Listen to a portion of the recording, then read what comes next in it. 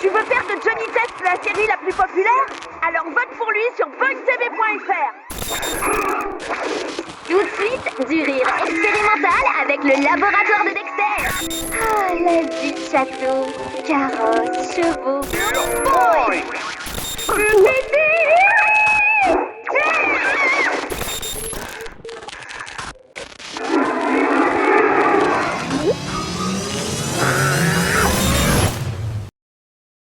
Quand j'étais petite, je me rappelle que ma mère avait pris un abonnement pour qu'on puisse avoir des chaînes en plus.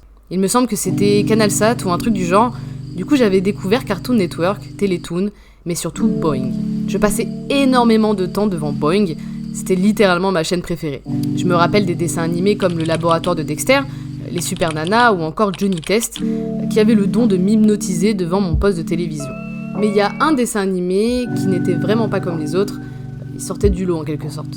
Courage le chien froussard, ou Courage the Cowardly Dog en anglais, est un dessin animé américain diffusé à partir de 1999, donc relativement vieux pour l'époque où je regardais Boing, c'est-à-dire dans les environs de 2010 à peu près.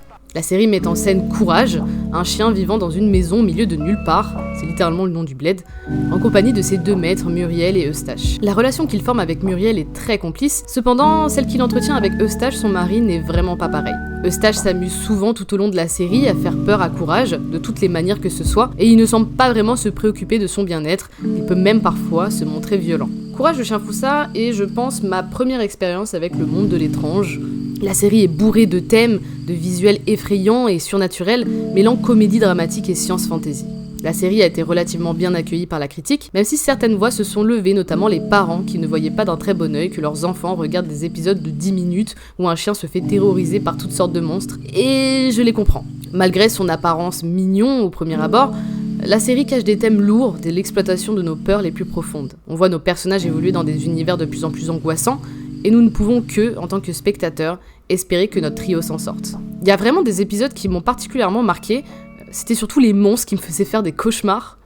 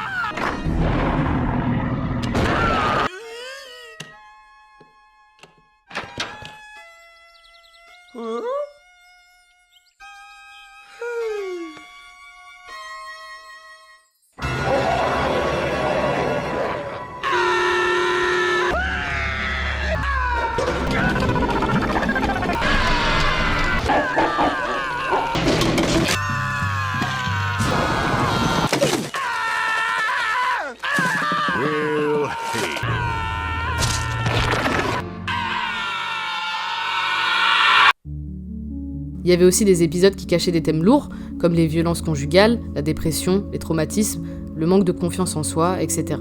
Mais parmi ces épisodes, il y en a un qui m'a particulièrement touchée. Il ne m'a pas fait plus peur que ça, au contraire c'est un des épisodes les plus soft niveau monstre. Cet épisode, c'est l'épisode où l'on apprend la véritable histoire de Courage le chien froussard.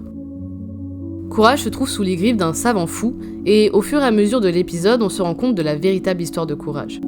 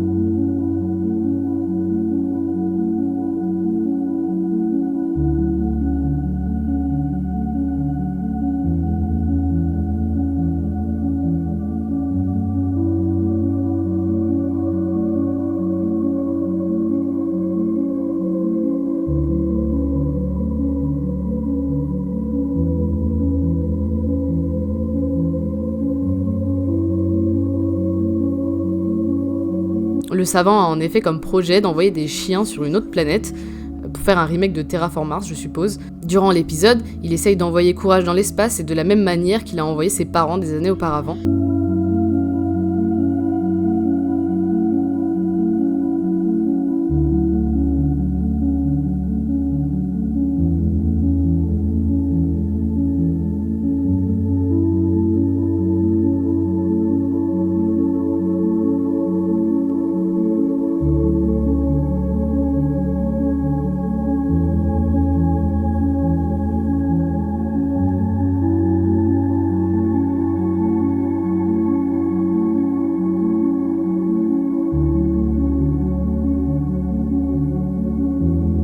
Mais Courage finit par déjouer ses plans et le faire s'envoyer lui-même dans sa fusée. Car contrairement à ce que le générique nous laisse penser, Courage n'a pas été abandonné lorsqu'il était qu'un chiot, il a été séparé de ses parents, qui eux sont coincés sur une autre planète entourée de cobayes de notre antagoniste.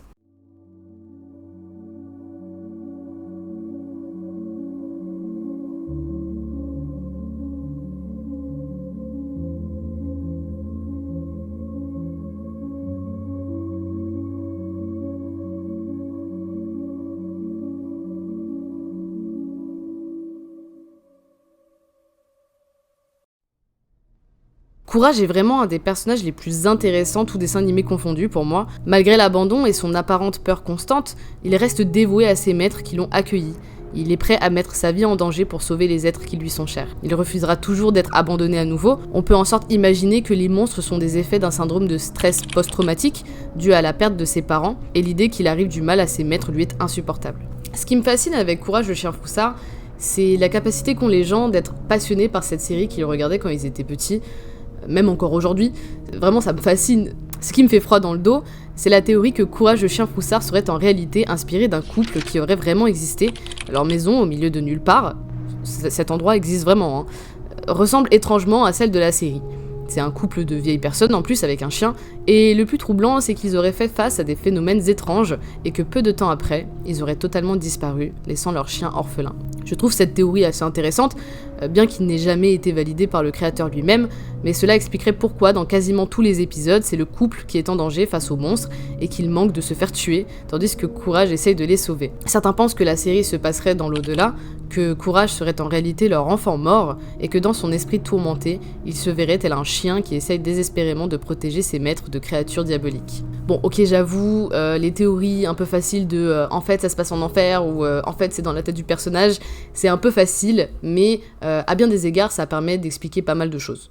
Des théories disent que la série se déroulerait dans un monde post-apocalyptique, ou qu'elle parlerait des violences domestiques, ou que les monstres présents dans la série seraient uniquement créés par l'imagination de Courage. Mais bref, vous avez compris, même 25 ans après, la série continue de passionner des centaines et des centaines de personnes.